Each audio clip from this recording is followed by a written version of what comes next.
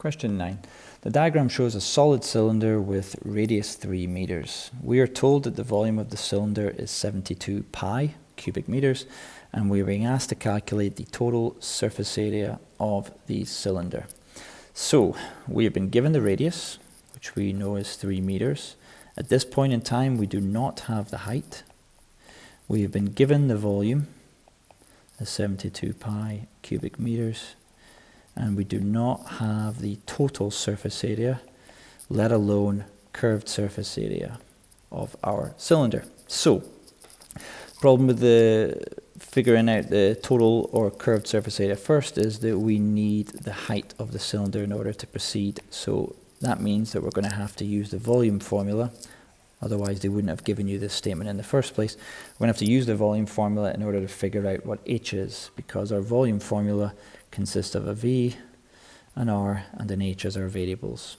Subbing them in, we're going to have 72 pi for the volume, we're going to have 3 squared for r squared, and we're going to have an h like so.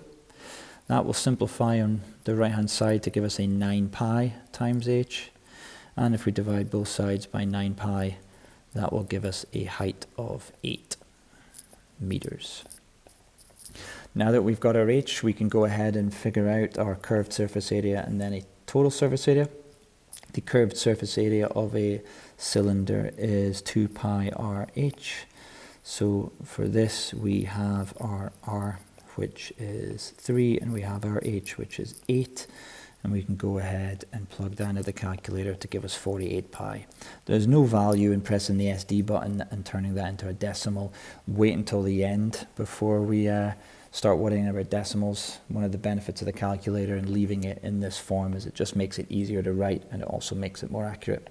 Our total surface area comes next. We will have the curved surface area, which is what wrapped around the cylinder, but we also need the top and the bottom as well. So we're going to have 2 lots of pi r squareds, or in other words, pi r squared will give us the area of the top, and then we double it so that we have the area of the top and bottom. So that 48 pi, we need to add 2 pi r squared to it in order to get our total surface area. So we have 48 pi plus 2 pi r squared, where r is 3.